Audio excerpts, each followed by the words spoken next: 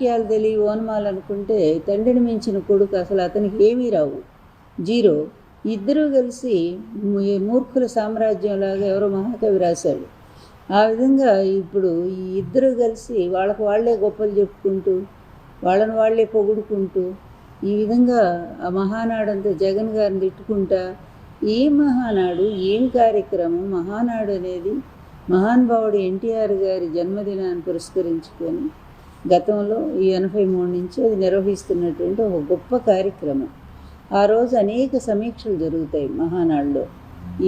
ఇప్పటి వరకు ప్రజలకు మనం ఏమి అందించాము, ఇంకా ఏమి చెయ్యాలి, మనము ఇచ్చినటువంటి హామీలు ఎంతవరకు అమల్లో ఉన్నాయి, ఇంకా అమలు చేయాల్సిన టైం ఎంత ఉంటుంది అని ఈ విధంగా ఎన్టీఆర్ గారు సీఎంగా ఉండగా ఆయన మరి పూర్తిగా ఆ మహానాడులో ఏమేం చేయాలో తీర్మానాలు చేసేవారు మహిళల కోసం. ఆ విధంగా వచ్చిన ఈ ₹2 కిలో బియ్యం కానీ తర్వాత అనేక పథకాలు రూపుదిద్దుకొని పేద వర్గాలకు ఒక పెన్నిధిలాగా ఎన్టీఆర్ గారు మహానాడు కార్యక్రమాన్ని నిర్వహించేవారు. దానివల్ల ప్రతి పేదవాళ్ళకి ఒక లాభం జరిగేది.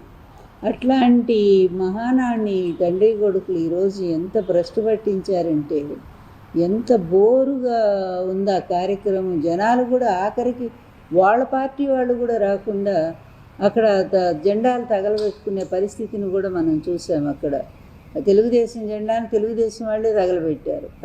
కట్టలు వీళ్ళ ఫోటోలు ఉన్నటువంటి పాంప్లెట్స్ మొత్తం తగలబెడుతున్నారు. లాగి మరీ కూడా తండ్రి కొడుకుల పాంప్లెట్స్ అదేవిధంగా బ్యానర్స్ అన్నీ తగలబెడతా ఉన్నారు. ఇది వీళ్ళ మహానాడు. ఏదో చేయబోయి అయ్యవారిని చేయబోతే కోతి అయిందన్నట్టు సామెతగా ఈరోజు మహానాడు పేరుతో అభాస్ పాలయ్యారు. ఇక వీళ్ళ గొప్పలు ఎలా ఉన్నాయంటే అవి మామూలుగా లేవు. ఏంటి, మా 6 సూత్రాల కాదు, అంతకుముందు 6 మరి సూపర్ 6 ఏమో తండ్రి చెప్పాడు, ఈయనేమో అదే దాన్ని 6 ఫార్ములాన ఏదో పేరుతో లోకేష్ అనౌన్స్ చేస్తూ ఉన్నాడు. ఏంటంటే అవి ఏంది, యువతకు ప్రాధాన్యత ఇవ్వటం, కార్యకర్తలకు ప్రాధాన్యత ఇవ్వటం, మహిళలకు అందులో కొత్తదనం ఏమన్నా ఉందా? మీ నాన్నగారి ఎలక్షన్స్ ముందు ఇచ్చినటువంటి అవి ఎంతవరకు ఇంప్లిమెంట్ చేశారు మీరు? అది కదా చెప్పాల్సింది.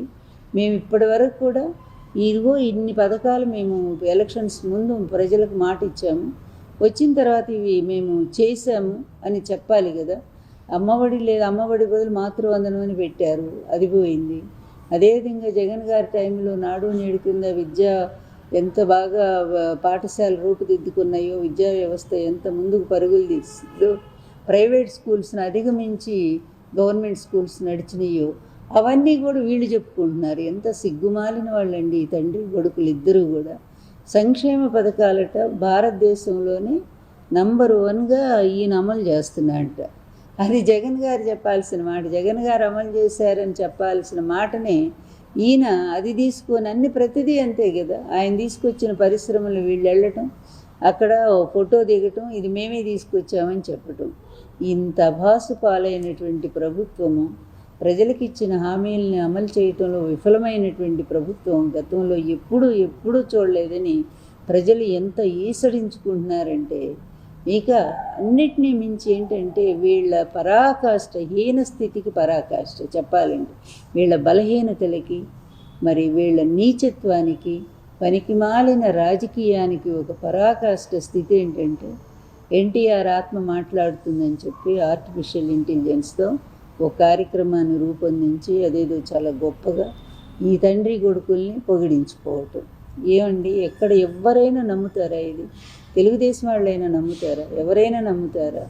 ఎన్టీఆర్ గారు చివరి వరకు అల్లుడితో ఎంత విభేదించారో, ఎంత కొట్లాడారో, మళ్ళీ నేను అధికారానికి రాని నిన్ను అండమాన్ జైలుకు పంపిస్తానని చెప్పి అంత తీవ్రంగా మాట్లాడారు. ఈయన ముఖ్యమంత్రి అయ్యి మరి ఈయన ఆశీస్సుల కోసం వస్తే ప్రమాణ స్వీకారం చేశాక తలుపులు కూడా తీయలేదు ఎన్టీఆర్ గారు. అంత పౌరుషం ఉన్నాయన. అల్లుడిని ఎలా తిట్టారో అన్ని క్యాసెట్స్ ద్వారా మనం చూస్తూనే ఉన్నాం.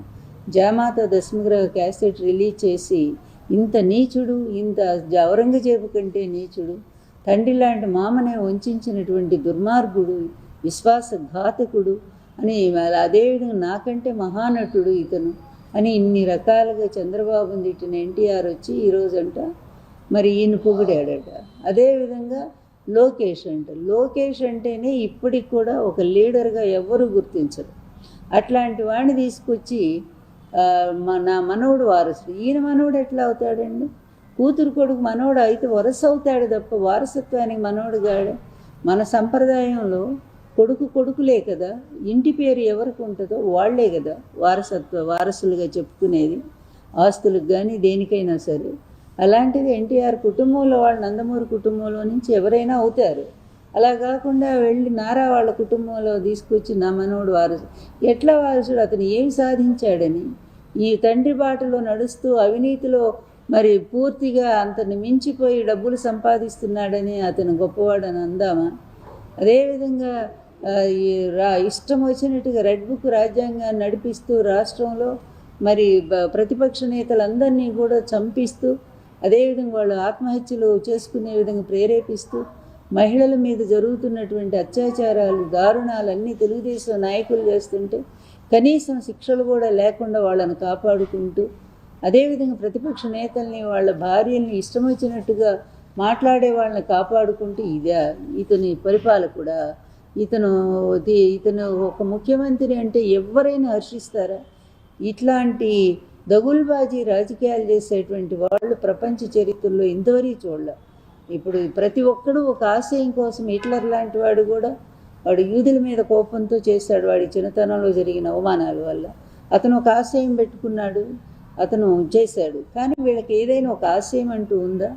ఆశయం ఒక్కటే నాకు తెలిసి, తండ్రి కొడుకులు అవినీతిలో కోట్లు సంపాదించడం, అడ్డదారిలో వ్యవస్థల్ని మేనేజ్ చేయడం, వాళ్ళందరినీ వాళ్ళకు అనుకూలమైనటువంటి వాళ్ళని కోర్టులు తప్పుదారి పట్టించడం, అదేవిధంగా కేసులను తారుమారు చేయించడం, కోట్ల రూపాయలు పోసి పెద్ద పెద్ద లాయర్లను పెట్టి తిమ్మిని బమ్మిని చేయటం. ఈ విద్యల్లో మాత్రం తండ్రి కొడుకులు బాగా ఆరితేరారు. అలాగే రాష్ట్రాన్ని లూటీ చేస్తూనే ఉన్నారు. అందువల్ల మహానాడులో వీళ్ళు ఏమైనా చేసిన గొప్ప పని ఒక్కటైనా ఉంటే దాని గురించి చెప్పుంటే బాగుండేది. కడపలో మహానాడు పెట్టడమే గొప్పగా భావిస్తున్నారంటే ఒక 20,000 మంది పోలీసులు పెట్టుకొని చుట్టూరా కూడా అక్కడ జనమేమో రాలేదు, పోలీసులు ఎక్కువ కనిపిస్తూ ఉన్నారు. అలాంటి వీళ్ళు కడప ఇంటికి వెళ్ళి ప్రజల ఇళ్ళకి వెళ్ళి మేము మీ ఇంటికి వచ్చాము, అందువల్ల మా పరిపాలన ఎలా ఉందని ఈ తండ్రి కొడుకులకు అడిగే దమ్ముందా, ధైర్యం ఉందా? కడపే కాదు, రాష్ట్రంలో ఏ మూలకైనా సరే మీ ఇద్దరు వెళ్ళి మా పరిపాలన ఎలా ఉంది, మా పరిపాలన చూసి మాకు ఓటేయి వేస్తారా అని చెప్పి ఒక్కసారి జగన్ గారిలాగా అడగండి. పాంప్లెట్ జగన్ ఏమేమి అమలు చేశాము, ఇవి చేయలేదో టిక్కు పెట్టి చెప్పండి అని చెప్పిన ధైర్యం మరి మీరు చేయగలరా? అన్నిటినీ కూడా సర్వనాశనం చేశారు. జగన్మోహన్ రెడ్డి గారు ఒక పద్ధతి ప్రకారంగా రాష్ట్రాన్ని అన్ని రంగాలను ముందుకు తీసుకెళ్తూ అటు అభివృద్ధిలో ఆంధ్రప్రదేశ్ నంబర్ 1 చేశారు.